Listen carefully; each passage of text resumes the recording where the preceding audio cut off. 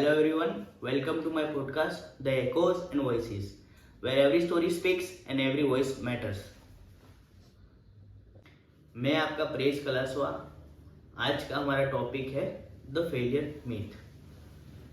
हम इस पॉडकास्ट में जानेंगे कि फेलियर कैसे हमारे मेंटल हेल्थ पे असर करता है और हमें इस प्रॉब्लम से बच के कैसे पॉजिटिव एटीट्यूड में लेना चाहिए। आज के हमारे गेस्ट है अनीस राणे, जो कि मुंबई महाराष्ट्र के रहने वाले हैं। ये एमसीए की पढ़ाई कर रहे हैं और साथ ही में यूपीएससी की तैयारी भी कर रहे हैं। तो चलिए शुरू करते हैं आज के इस पॉडकास्ट को। तो मेरा पहला सवाल है आपसे, फेलियर क्या है? फेलियर ये है कि हम लाइफ में एक गोल सेट करते हैं और वो गोल अचीव नहीं कर पाए तो उसे हम फेलियर समझ बैठते हैं। जैसे कि हमारे इंडिया के बच्चे JEE, नीट, CE के एंट्रेंस एग्ज़ाम्स, ऐसे कॉम्पिटिटिव एग्ज़ाम्स के लिए प्रिपरेशन करते हैं और वो अचीव नहीं कर पाए किसी कारणवश, तो उससे वो फेलियर समझ बैठते हैं। जैसे 10th स्टैंडर्ड की बोर्ड एग्जाम है, 12th स्टैंडर्ड की बोर्ड एग्जाम है, तो बच्चे कभी कभी नाराज हो जाते हैं कि मतलब मेरा अच्छा नहीं गया, क्या रिजल्ट आएगा। तो कभी कभी वो भी एक कारण होता है कि उसमें भी फेल होते हैं, या तो उन्होंने अच्छे से तैयारी नहीं की है। तो ऐसा भी आप मानते हो ये चीज़ में? नहीं, ये चीज़ मैं मानता हूँ बिल्कुल कि बच्चे वो चीज़ को बहुत सीरियस लेते हैं। फिर वो चीज़ अचीव नहीं हो पाई तो वो डिप्रेशन के शिकार होते हैं और वही डिप्रेशन फिर अलग अलग मेंटल हेल्थ इश्यूज के रिलेटेड चीज़ को बहुत सीरियसली लेते हैं एग्ज़ाम्स को, और वही चीज़ अगर वो उनके हिसाब से अचीव नहीं हो पाई तो वो डिप्रेशन के शिकार होते। उसके बाद मेंटल हेल्थ इश्यूज चालू होते और वही चीज़ सुसाइड पे जाके रुकती है। अच्छा, अगर हम देखा जाए तो नेशनल क्रिमिनल रिकॉर्ड ब्यूरो उनके डेटा के हिसाब से हमारे इंडिया में 18 से लेके 30 की उम्र तक के लोगों की ज़्यादा लोग सुसाइड करते हैं। तो ये सही है आपका जो आपने डेटा बताया। तो फेलियर किस राह पे हमको ले जाता है? फेलियर वही डिप्रेशन में जाते हैं, मेंटल हेल्थ इश्यूज, और वही चीज़ आगे जाके सुसाइड में होती है कन्वर्ट। कभी कभी इंसान खुद को ही भूल जाता है, जैसे खुद को ही भूल जाता है, और फिर इस बारे में सोसाइटी में अवेयरनेस भी बहुत कम है। हाँ, तो मेरा अगला सवाल आपसे ये है कि फेलियर किस राह पे लोगों को ले जाता है?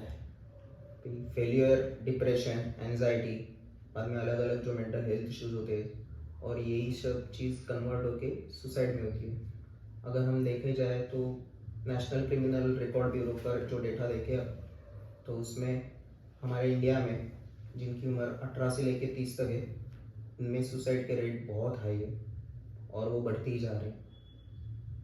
तो आपने जिस हिसाब से अपना डेटा बताया वो गवर्नमेंट डेटा है, तो आपको क्या लगता है कि मतलब वो सोसाइटी किस तरह से लोगों को प्रेशर करती है, प्रेशराइज करती है? सोसाइटी का प्रेशर तो बहुत ही होता है, स्पेशली फैमिली का एक्सपेक्टेशंस के साथ ही।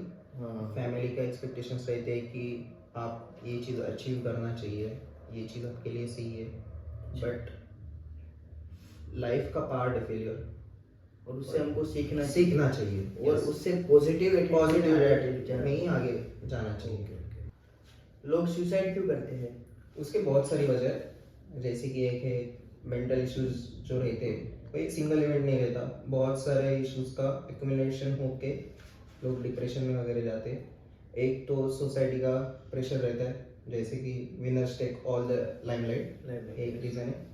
फिर बाद में एक मेंटल हेल्थ के रिलेटेड एक स्टिग्मा है कि मेंटल इलनेस को अपन एज अ वीकनेस कंसिडर करते हैं, ना कि वो डिसीज़ है ऐसे कंसिडर नहीं करते, वो एक रीज़न है।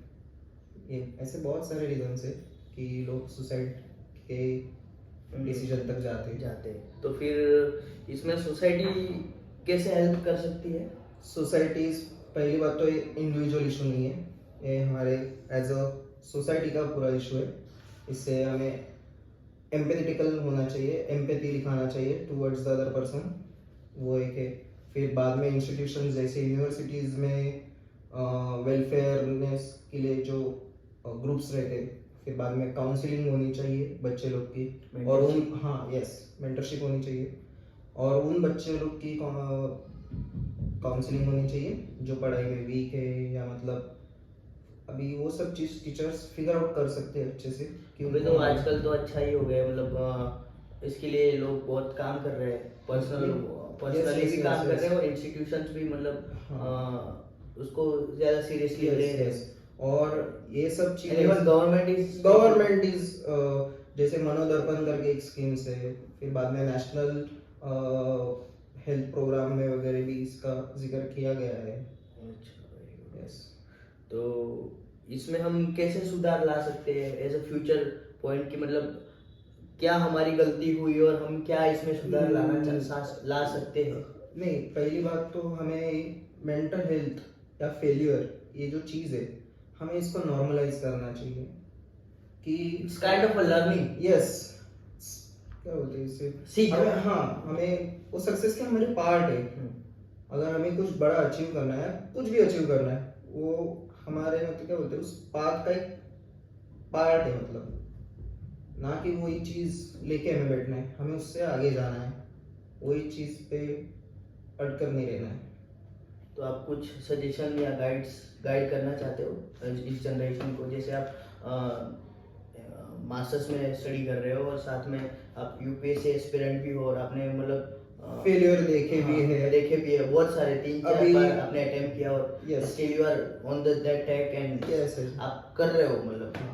तो पहली बात तो हमें फेलियर से सीखना चाहिए, हमें खुद को एनालाइज करना चाहिए।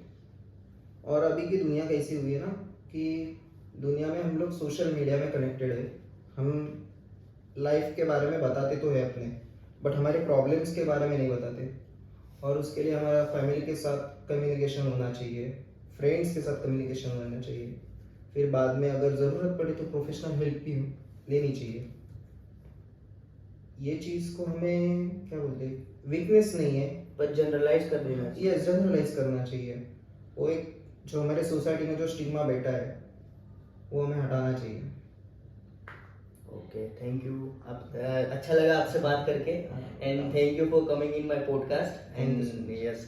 और इसी तरह मैं आपको एक बात बताना चाहता हूँ कि फेलियर को हम एज अ पॉजिटिव एट्रीब्यूट या पॉजिटिव एटीट्यूड लेना चाहिए और किस तरह लाइफ में आगे बढ़ना चाहिए कि failure is a part of a life और अ करियर और एनी गोल, तो वे ऑफ अ सक्सेस। तो ऐसी इसी तरह हमको आगे बढ़ना चाहिए और पॉजिटिवली उसको एक्सेप्ट करके लोगों में जनरलाइज करना चाहिए और हम इसी तरह आगे अच्छा एक रिजल्ट ला सकते हैं।